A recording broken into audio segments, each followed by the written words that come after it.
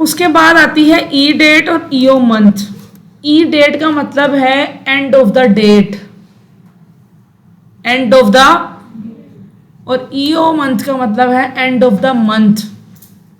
इसके लिए हमें डाटा क्या रिक्वायर्ड है, ये तो पहले से मैंने ऑर्गेनाइज किया हुआ है, आप लोगों ने भी सेम ऐसे ही बनाना है। स्टार्ट डेज होनी चाहिए, कितने मंथ का डिफरेंस है, और ये डेज। अब ये कितने मंथ वाली क्या बात है, फ़र्ज़ करें मुझसे कोई बंदा 200 रुपये, 2000, 3000 रुपये उधार ले रहा है, और उसने लिए हैं, ये स्टार्ट डेट क्या है 8 नवंबर 2024, और वो कहता है मैं 2 माह बाद क्या कर दूंगा, वापस कर दूंगा, मतलब कि 60 दिन बाद वापस करेगा।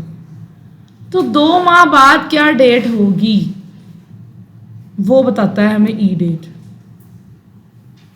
किसी ने हमसे कोई उधार लिया, एग्जाम्पल दिया उधार की, या किसी ने अपना कोई, हमने किसी को कोई टास्क दिया और वो टास्क की पहली डेट की है,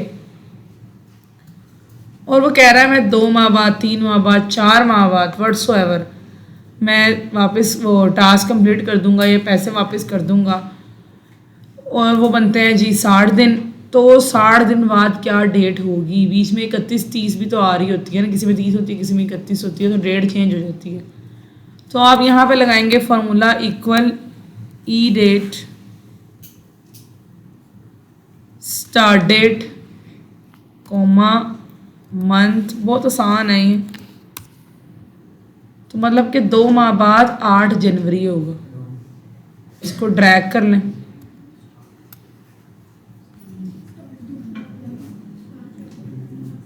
स्टार्ट डेट कोमा मंथ, उसके बाद है ईओ मंथ।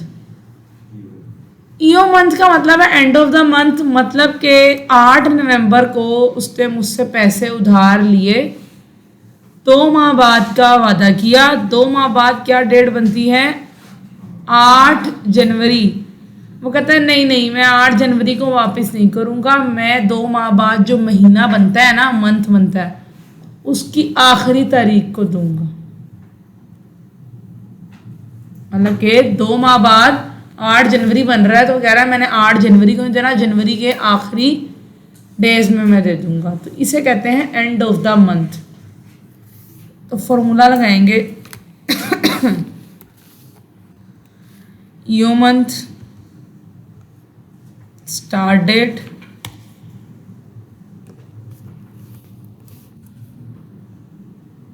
जनवरी की लास्ट आ जाएगी। अब यहाँ तो आपको पता चल रहा है ना, ये देखें, अब आपको तो यहाँ तो पता चल रहा है EO month start date comma month same है। अब आप कहेंगे मिस पता तो चल रहा है जनवरी है, तो ईओ मंथ का हमें निकालने की क्या ज़रूरत है। बहुत दफ़ा ई डेट फाइंड करने का वो नहीं बोलता, डायरेक्ट ही वो कहता है जी मैंने एंड ऑफ द मंथ पे करना है, तो हमें ये डेट मिल जाएगी। क्लियर? ओके। उसके बाद अब ये आते हैं वीक डेज। वो जो ऊपर फॉर्मूला हमारा नहीं लग रहा था उसी तरह के हैं, होप्स हो के यहाँ पे लग जाए।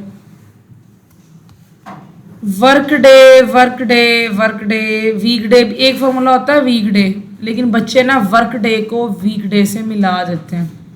अब वर्क डे क्या है, इसको इम्प्लीमेंट करते हैं, equal work day, day note days, बच्चे डेज भी मिला लिख देते हैं, एस नहीं आना खाली, स्टार्ट डेट कोमा डेज ये चूज हुआ है, कोमा हॉलीडे। इसको बेसिकली वो एक्सक्लूड कर देगा, डेट बताएगा। इधर क्या बता रहा था, डेज, इधर क्या बता रहा था, नंबर ऑफ डेज बता रहा है, यहाँ पे वो क्या बता रहा है, डेट बता रहा है कि 8 नवंबर 2024 को स्टार्ट हो रहा है, 50 दिन बाद ये वाली जो डेट है, अच्छा एक हमने यहाँ पे मिस्टेक कर दी, हमें पूरा हॉलीडे सेलेक्ट करना है, क्योंकि 8 नवंबर के अंदर 3 अप्रैल तो एग्जिस्ट ही नहीं कर रहा। तो इस सारी डेट में से अगर कोई भी डेट 8 नवंबर से लेकर 50 दिन के अंदर, 50 दिन का मतलब है 2 माह 20 दिन, 1 माह, सॉरी 1 माह 20 दिन, मतलब कि 1.5 माह और मतलब कि उससे थोड़ा सा ऊपर हो गया। अगर तो उसके अंदर 3 मार्च एग्जिस्ट करता है, 3 अप्रैल, तो ठीक है। वैसे आपने हॉलीडे का पूरा सिलेक्ट करना है, एंटर करें। अब ये एरर आ रहा है, हमने बिल्कुल सही फार्मूला किया। आज वैसे आप लोगों का लेक्चर था एरर्स के बारे में कि एरर्स को ख़त्म कैसे करना है। मैंने ही मना कर दिया सर को कि अभी नहीं, पहले इन्हें फार्मूलाज करवाएं। एरर्स को फाइंड करने का भी तरीका है। आप बिल्कुल पहले शुरू में एक बात की थी, आप बिल्कुल सही फार्मूला लगाएंगे तब भी एरर आएगा।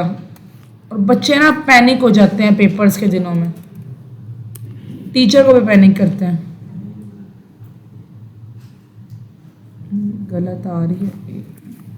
Equal work day start date comma days comma, okay. दोबारा बता दूं, इक्वल वर्क डे के बाद आपने चूज करना है स्टार्ट डेट को, कोमा डेज को, मतलब कि 8 नवंबर के बाद से 50 दिन बाद, कोमा हॉलीडेज के पूरे कॉलम को, ब्रैकेट क्लोज। हम अभी वो बीच में कर रहे थे, वो नहीं आना, और इसको हम ड्रैग कर लेंगे। उसके बाद आता है equal work day holiday, same वही चीज है।